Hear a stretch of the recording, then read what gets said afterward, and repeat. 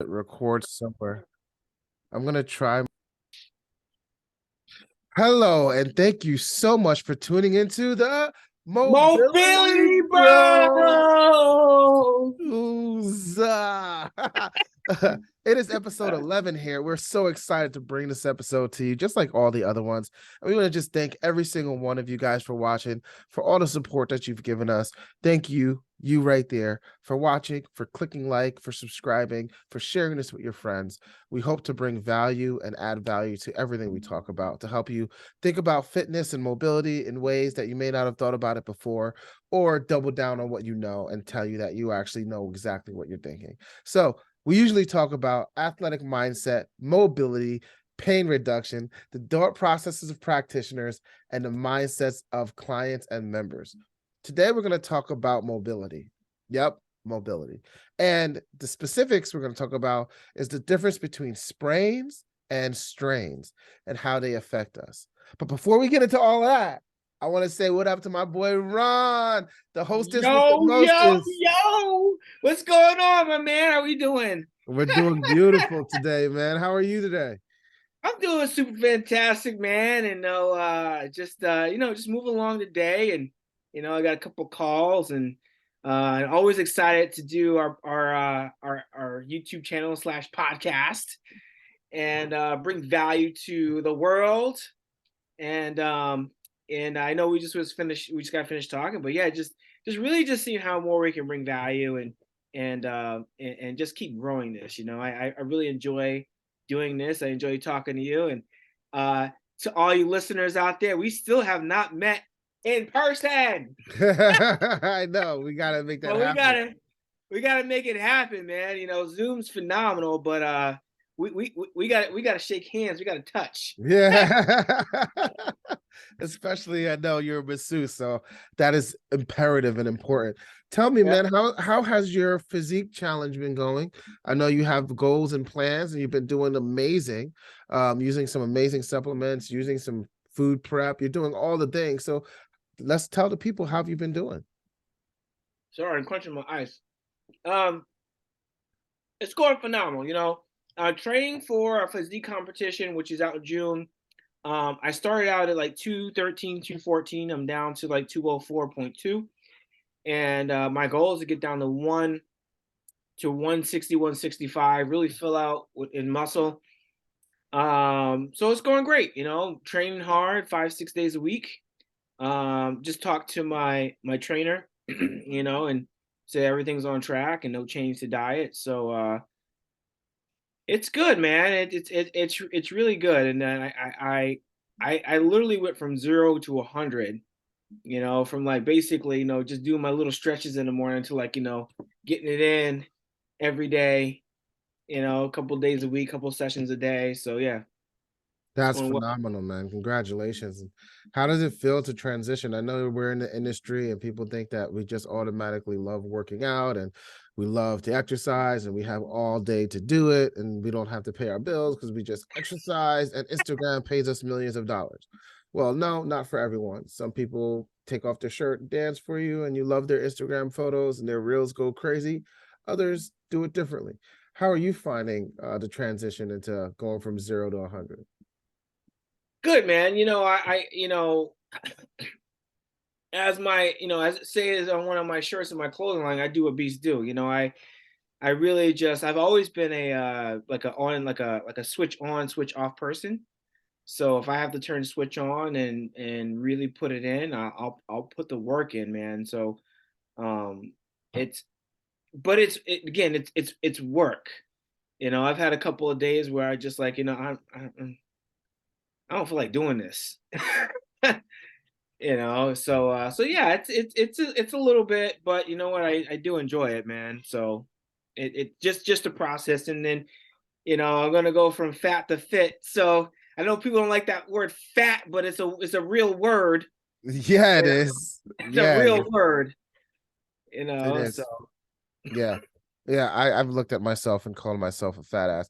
This is not body shaming. This is just like I know I have a better physique in this body and being 38 years old, being a father of two, being a business owner and having multiple businesses to juggle going through COVID and dealing with the loss of relationships, the loss of businesses, depression, all the different things that I've gone through to try to overcome it, to continue to be in business, to continue to strive, to continue to, find ways to get outside, touch grass and walk and exercise and coach others to do the same. There's challenges in all of that, but also a beauty in going through the arduous challenge and seeing the abundance that we have after we push through. So, congratulations to you. And I think this is a great time to transition into how are you avoiding sprains and strains, my man? You're training twice a day sometimes.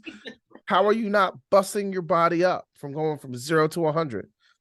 Yeah, so it's all about just being cautious, and I mean you can't be cautious by everything. I can't wrap myself in bubble wrap and not expect that think something's not gonna happen, but I have a full literally I have I own a raised ranch house. I don't know if you're familiar with a raised ranch is, Cliff, but so raised ranch, when you come in, it literally has you walk in little area where you can put your shoes and stuff in, and it goes up and down. That's it. The basement is above ground.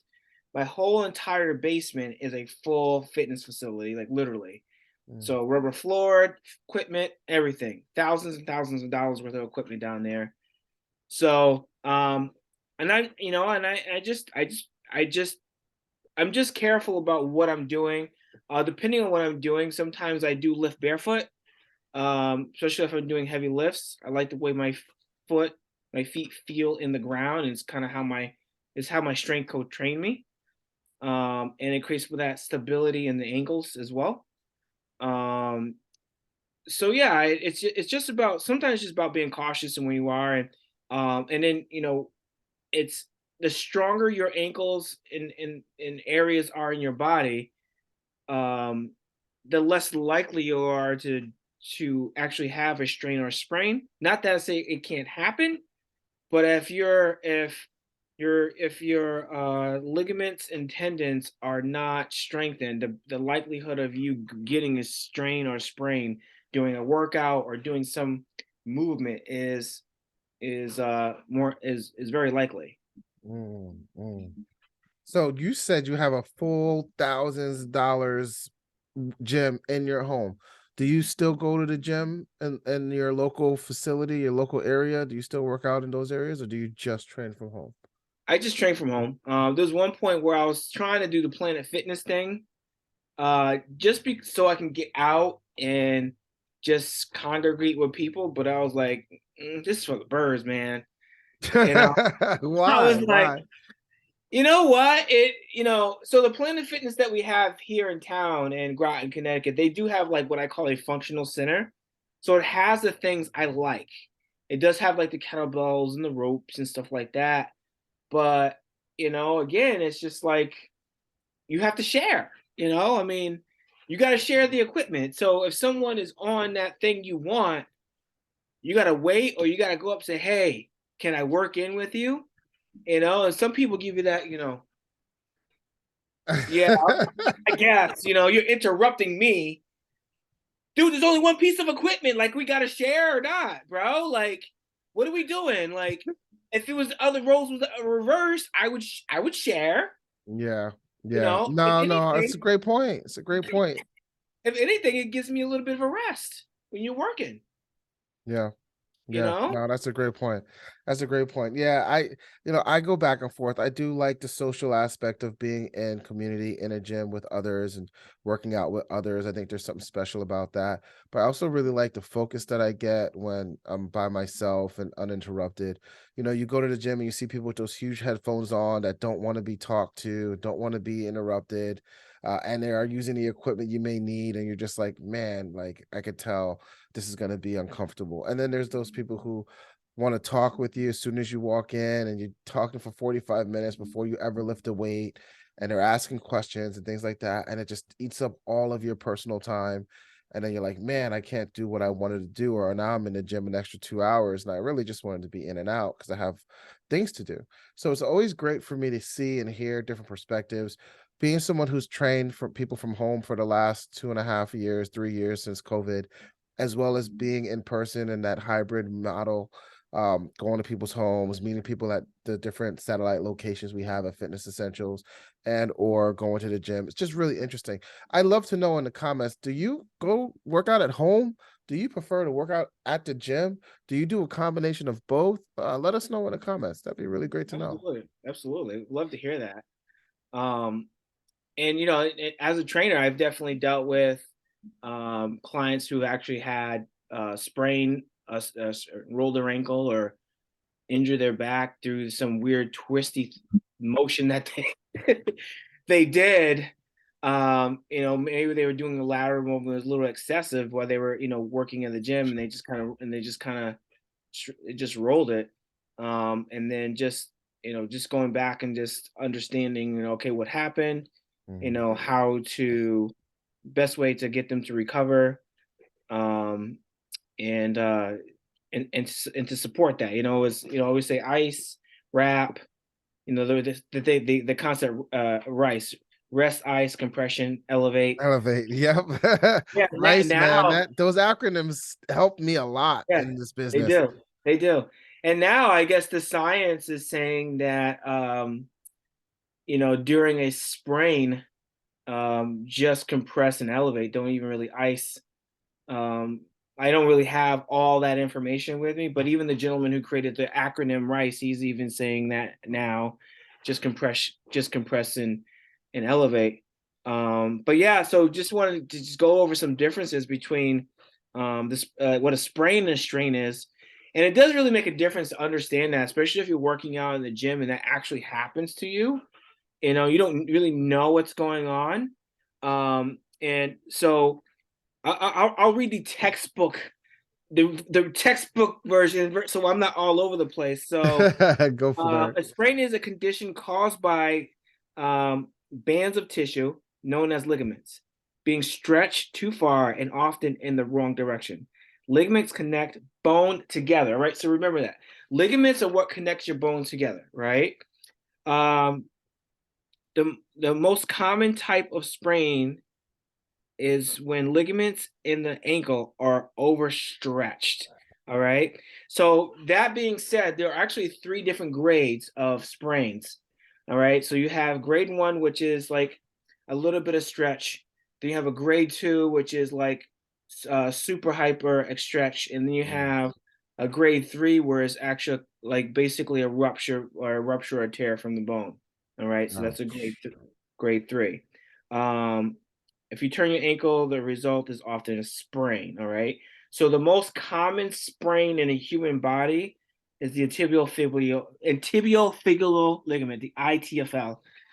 And then, as far as a strain is similar to a strain is similar to a sprain, except that with strains, the muscles and tendons are um, majorly affected rather than ligaments.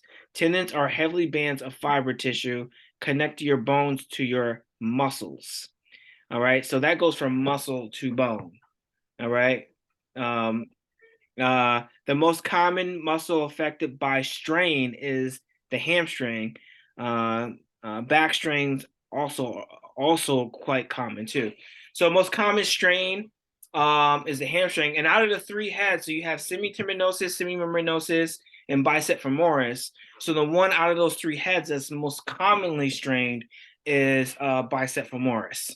Yep. All right, so that's the most common one that's sprained, and then the symptoms are similar: pain, most common swelling, and loss of mobility. What is your experience with that yourself, Cliff, as far as dealing with your clients or with sprains or strains? And I know you've been in the industry quite some time. And like, what do you do as something that happens with a client yourself? Strains freaking suck. Sprains suck. They all suck. They suck they suck like no tomorrow. It's just you don't ever want to see it. It sucks. It slows you down. It takes time to heal. It feels like it's gonna come back. makes you question what you were doing and how you were doing it. And it's all good because the body tells you to stop when you have pain and you need to listen to your body. But yes, it sucks. It sucks when it happens to you. It sucks when it happens to a client, whether they're training with you or they're at golf or they're doing something else and they call you up the next day and say they can't work out because they pulled something. And that's such a vague thing. You got to get into the details of what exactly do you mean? You pulled something. What do you mean by that? So, Right.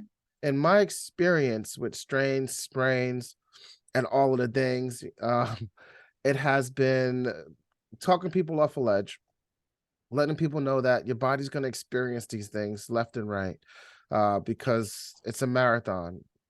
Well, a health and wellness life, a fitness and wellness life is a marathon.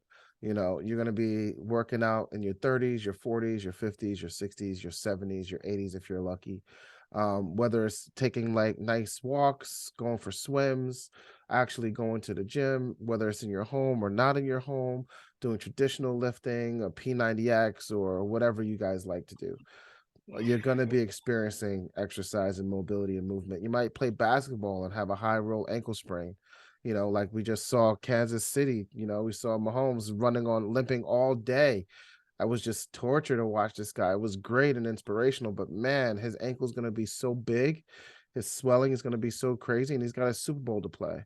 And you just think at the physical, you just watch that physical body and you watch how much they're getting beat up, and you just see it. So as far as it goes, for to answer your question, I used race or rice, I should say, help people elevate and understand what compression feels like, and help them bring down any swelling and inflammation. I target the inflammation right away, whether it's getting curcumin or turmeric in their system, Mhm. doing other getting other ways, thinking about other ways to bring the inflammation down, which is why I used ice a lot to help bring the inflammation down on the outside or around the body. um we try to identify which it is. You know, sometimes you have to like source it out to a doctor who can get an MRI in there and look at Right. their body and see what's going on with them to tell the difference between a sprain or a strain.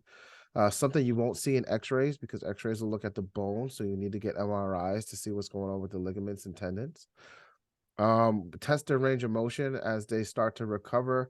Slow range of motion tests to make sure that they're stable. Train them and show them that there's many other body parts that we can do. Even though your ankle may be Yes. strained, you still have your biceps, your chest, your back, your butt, your core, all these different things. And there's ways to do that without your feet being on the ground. Maybe you use a stability ball if they have a strong enough core and they can put their feet on that and not have to have their ankle on the floor for pressure. But you go into your toolbox and you really ask yourself, out of the years of training, what can I do to help them avoid pain, help them continue to stay conditioned, help them to heal and understand how they should heal, and educate them on what they should be looking out for. And that's kind of the formula that I use here at Fitness Essentials to make sure everybody's doing well and recovering. Most of the strains and sprains I deal with is when people are doing things outside of our Yeah. sessions. Then they come to us saying, "Hey, this happened to me."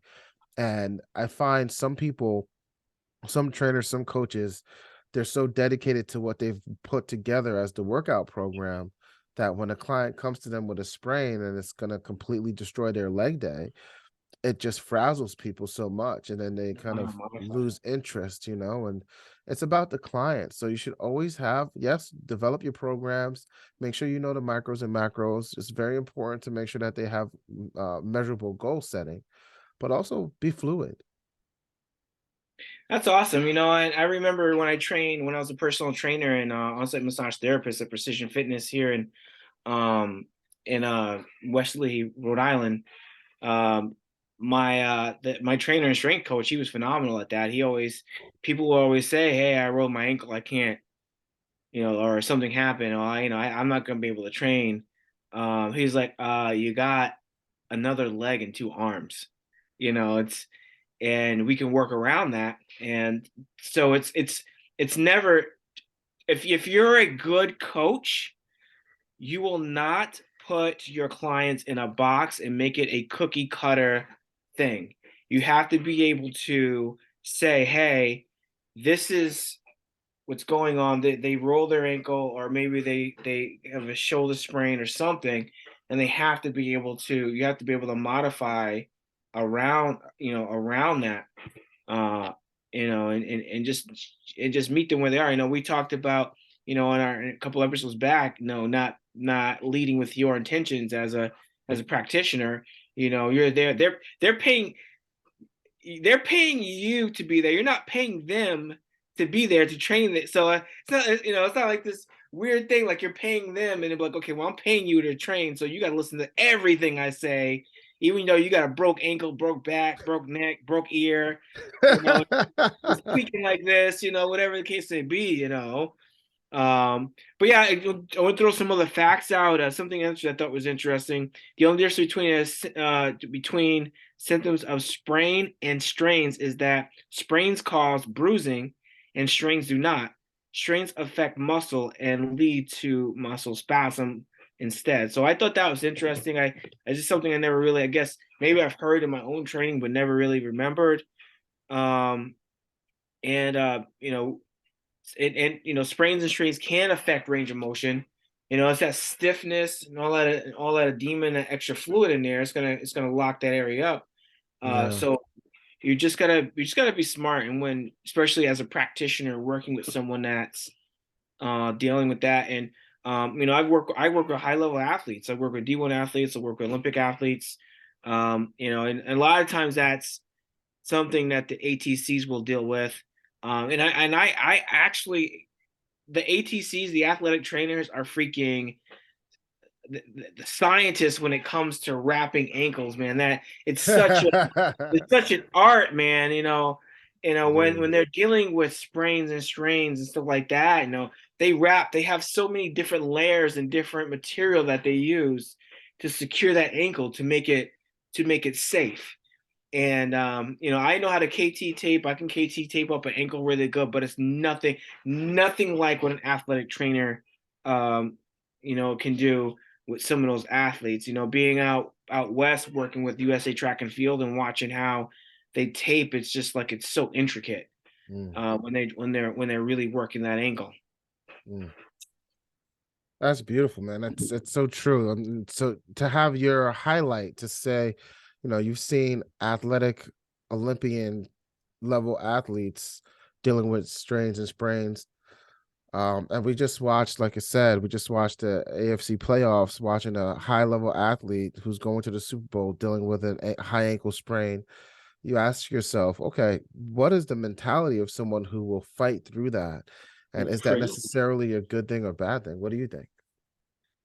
So, that's kind of a hard question, Cliff, because athletes, high level athletes, they are high level athletes for a reason. I remember being in the 7th grade watching Isaiah Thomas in the playoffs.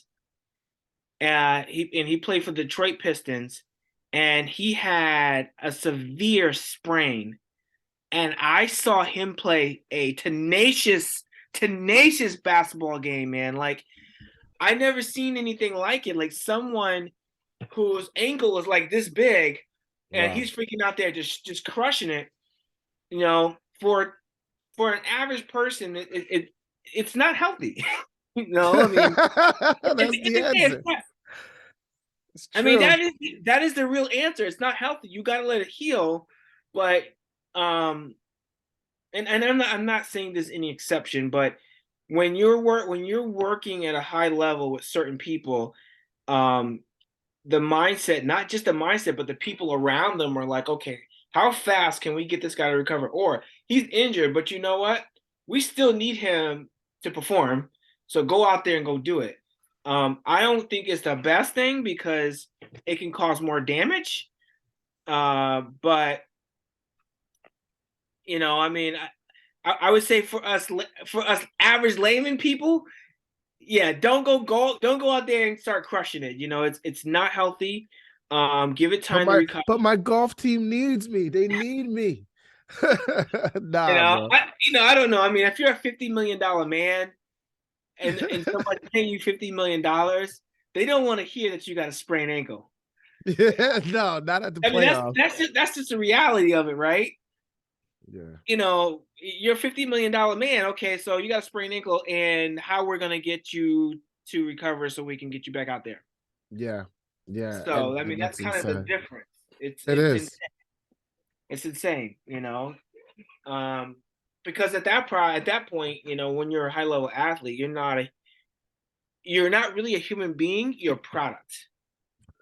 It's sad to say that. It's sad to say that because they are human beings, but they're also a product, and the product kind of goes first and foremost in a lot of the minds of the people who are paying them this stuff.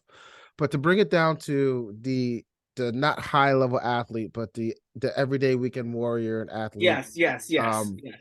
how can we help them identify strains and sprains in a way that will help them know they should be kind of starting the healing process? Yeah, so usually, you know, with just any injury, it's, you know, when you have a strain or sprain, it's usually it's a quick onset, right? I can tell you from experience. I remember being in my early 30s, thinking I could outrace my 17-year-old son in a long sprint, and that didn't go well for me. Mm. I ended up straining both my hamstrings in my leg because I thought I could smoke that fool, but you know, it didn't work out that way. He smoked me, you know, and Oh man, you that's know, very true. all he saw me was limping. He ripped off his shirt and he was doing like this to me, you know. Ah, come on, pops, what's going Yeah. on? So you just gotta recognize when something like that, and like me personally, just an onset when that happens, you just gotta you gotta give yourself a break. You gotta go through a recovery process. And a lot of the weekend warriors, I deal with a lot of local athletes that are, you know, mostly triathletes and long distance runners. They still keep that mentality of kind of like, I would say, like an athlete mentality where, you know, I may have a sprain or a strain, I may have plantar fasciitis, I may have all these things, but I'm still gonna go. And I tell them, I said, I know that this is your love and your passion, and it's great to have that love and passion, but you also gotta understand that it is the human body, and you have to let it recover and recuperate so you can do that. Um, there's a guy that I worked with in the gym, um, and he was a functional movement specialist. And one of the things he always says, you can't put fitness on top of dysfunction.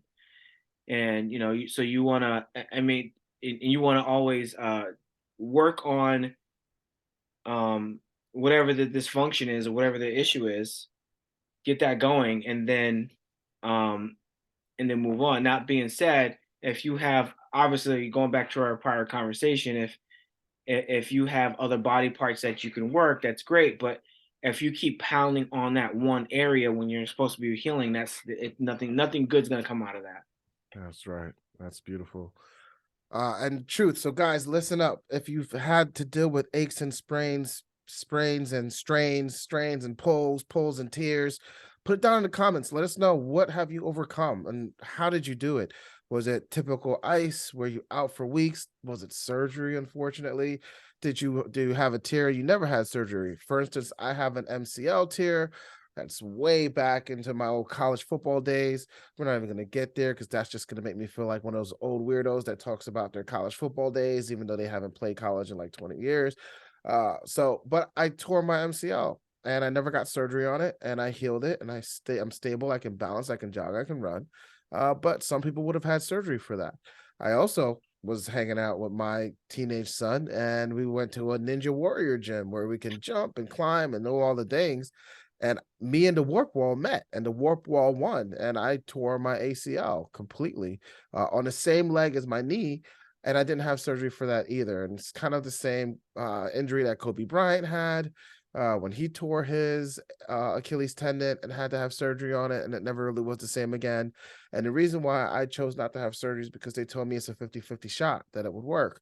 And so rather than having them cut my body open and do more damage, to what I've already done, the damage I've already done, I chose to wait because I could always have surgery or later in life. I'm only 38, but I wanted to see if I could build stability and strength, balance, coordination, body awareness, and overall condition my leg to be stronger.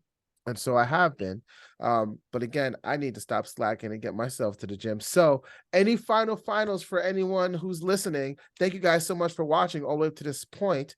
We're going to say thank you to our sponsors. But before we do that, Ron, any finals you have about sprains and strains and all of the things? All the things, just be aware of when that happens. And even though you don't have to have the knowledge of anatomy to know when a sprain and a strain happens, because your body's going to tell you that it happened. You Huge know, facts. you Huge. know, your body will tell you, and then you'll be like, okay, that's my ankle look like it's swollen up like a grapefruit, or I got that tweak in my back, hamstring. So just be aware and take care of it. Don't go out of your way to keep grinding on something that can heal within a matter of weeks if you just do the right things. That's right on. That's right on. I would also say pay attention to what you're doing. If you've ever had that sprain, to see if it's a lack of mobility, if it's a range of motion issue, if it's an overall strength issue, if it's a form and posture issue, maybe you're moving too fast and you're not able to correct your form. And when I say form, look at your posture overall. What is your feet doing? What are your knees doing? Your hips, your shoulders, your head. To pay attention to how that's going in your body, how you're standing, how you're squatting, how you're skipping, how you're box jumping, how you're doing these explosive movements. And we've always taught, based on the National Academy of Sports Medicine, shout out to them, that there's a stabilization phase, then a strength phase, then a power phase. And within those three phases, your stabilization phase can become strength endurance. Your strength endurance phase can turn into hypertrophy. Your power phase can become explosive, athletic, and all of those things. But you want to start with stabilization so that you know how to move your body, because as you go faster, you're going to have to think about those 5 checkpoints even more rapidly, to be on top of things so that you're focused. If you're just kind of following along a video or an instructor and you're not even paying attention to yourself other than you're breathing and you're sweating and you're just moving your body, there's so much more you can do to tap into your body awareness to make sure, one, you're safe, two, you're efficient and effective, and three, you're learning what you're doing so that you can repeat it on your own without someone being there to watch over you. So that's what I would say is a takeaway and my final. Ron, you got any sponsors you want to shout out? I want to sponsor Be Legendary Athletic Apparel. Be Legendary Athletic Apparel is a proud sponsor of Mobility Bros. And if you're interested in taking a look at that, the link is in the show notes. And then I have a health and wellness nutrition line as well as, if you would like to interested in taking nutrition to a next level, that's also in the show notes as well. Scroll down to give a description, click on that as well. And I want to thank everyone for watching. Thank you so much. Shout out to Fitness Essentials. If it wasn't for Fitness Essentials, I wouldn't be here with Ron to share with you all of the years of experience that I've had as a CEO, as a coach, as a business owner, as a person, as a friend. So if you like what you hear and you're interested in a free consultation, look on the calendar below, sign up, jump in my calendar. Let's get you started. There's a bunch of affiliate links in there as well for travel and all sorts of different things. So check out those affiliate links. It supports the channel. Please like and subscribe and share this. That supports us. It really does go a long way. And the more subscribers, the more people we get, we'll be able to start to do giveaways, start to invite more people on. We're looking to try to get 1,000 subscribers in the next couple of months. So please be one of those 1,000 subscribers. Thank you so much for watching. Thank you so much for being here. My name is Coach Clif. My name's Ron Hilton. And And we I are want the you to stay Mobility awesome, Bros. keep stepping to greatness, and be legendary. And Be if you guys are legendary. really looking for someone to leverage your functionality, mobility, please get a hold of Coach Clif. This man is next level. I worked with functional movement specialists before, but he is the man. He's very passionate about it.